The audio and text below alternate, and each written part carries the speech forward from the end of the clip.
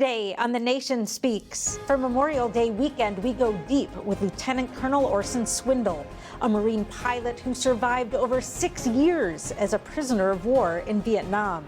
He shares about those ordeals and his concerns for America today. Then in America Q&A, we give people across the country the chance to say something to Lieutenant Colonel Swindle. Finally, in our second America Q&A, we ask, what's your personal connection to Memorial Day? Hello and welcome to The Nation Speaks on this Memorial Day weekend. I'm your host, Cindy Drucare. On Memorial Day, we recognize those who died in service to this country or those who served and have since died. But it should also be a time to reflect on what their sacrifice means, not just then, but now. What exactly is worth fighting for? I'm extremely honored to have with us today a true hero, Lieutenant Colonel Orson Swindle. On November 11th, 1966, while flying his 205th combat mission as a Marine Corps pilot, then Captain Swindle was shot down over North Vietnam. He was captured and spent the next 6 years and 4 months as a POW, subject to unbelievable deprivation and torture, mostly at the notorious Hanoi Hilton. He retired from the military in 1979 with 20 decorations.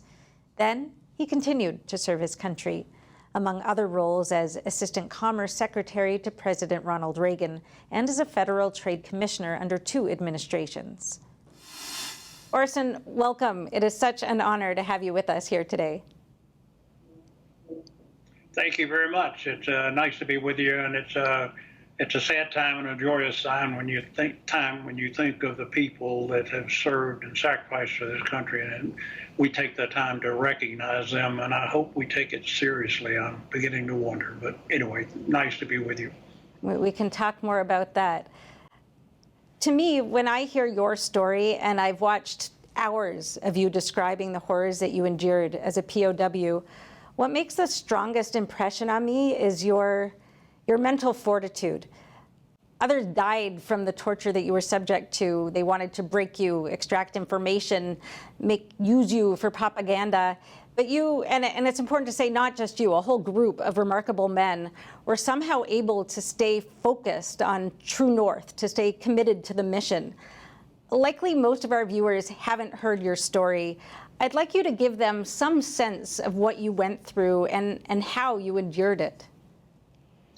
Well, you're right in mentioning that a lot of people had the mental fortitude and were fortunate to not die as a result of what we were going through, and that's the roll of the dice and pure luck, and I'm blessed, to put it simply. The year was 1966. I had flown with this squadron, which I'd been with at Marine Corps Station Beaufort, South Carolina, for a couple of years. I had moved out of the squadron and was flying a few missions as the squadron was packing up to go to Japan. And this happened to be the last mission I could have flown, and in spades it certainly was. I was shot down, ejected from the aircraft, going at a very steep dive at about 450 knots or miles per hour, and was immediately captured. And that began a story that was often repeated for the next 6 or 7 years with other Americans that had similar experiences. The torture, it's old news now, thank goodness. We don't talk about it very much at our reunions. We rarely speak of those things. We speak of the funny things and the good life that we've had. But it was grueling, deprivation, fear, pain. Perhaps the worst of all things was the uncertainty of what our fate would be. I mean, after a year, 2 years, 3 years, 4, 5, 6, we had some that were there 8 years plus. And that's just, it's unforgivable in a sense. But every one of those men were special in every respect that I can come up with. And we just did our job, the duty, honor, country. That was our job, and we knew it. And as a result of the leadership of people who were there before us, I think I was POW number roughly 140 or 142. And I had the good benefit of so many absolutely marvelous leaders and courageous men who helped guide me by tapping on the wall, I might add. We weren't living together, but I would hear their stories tapping on the walls to others, and they inspired me and quite frankly helped me survive. Can you talk about that tapping? Because that's worth describing. That is how you communicated all of this time, and it's pretty remarkable. Can you discuss that a little bit?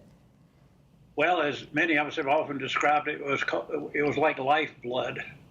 And without the communications, demoralization ran at rampant speeds around there because we often were in isolation or at least living in solitary confinement. We weren't necessarily isolated all the time because we came up with ingenious ways of communicating, and tapping through the wall is one of them. And we basically had a matrix of the alphabet with 25 letters, and you tap one time like that, if you can hear that, and that's the first line, and you tap 3 times, and that's the 3rd column, and that's a C. And just amplify that with your knowledge of the alphabet, and imagine tapping out conversations using something like that to do it. And it's awkward, and if you got caught doing it, you suffered greatly for it. And the Vietnamese never figured out how we did it. And we kept it up right until the day we came home. It was a blessing beyond belief. How did you learn when you arrived that that was the code? I found a piece of paper that had been scribbled on with what appeared to be ink made from dirt. It was stuffed into a rice bowl, but I was given a bowl of rice to eat. And it said, POWs learn this code. And it had ./.C, the letter C, and then ./.A,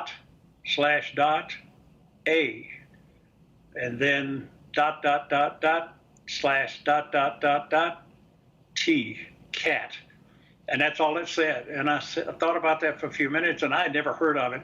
The tap code was brought into the prison system by a dear friend of mine who's now in his 90s and one of the finest human beings I've ever known in my life. He was a Captain Smitty Harris. He lives down in Mississippi, and he retired as a colonel, and he's a marvelous guy, and he's got a wife that's, she undermarried when she married him because she is really special. But Smitty learned it in Air Force survival school, and he was, I think, the 4th POW captain, one of the first 10 at least. And he spread that around, and it became our means to survive the uncertainty, the despair, the pain, the loneliness, all those adjectives that connote something that was not very nice. And it was literally our lifeblood.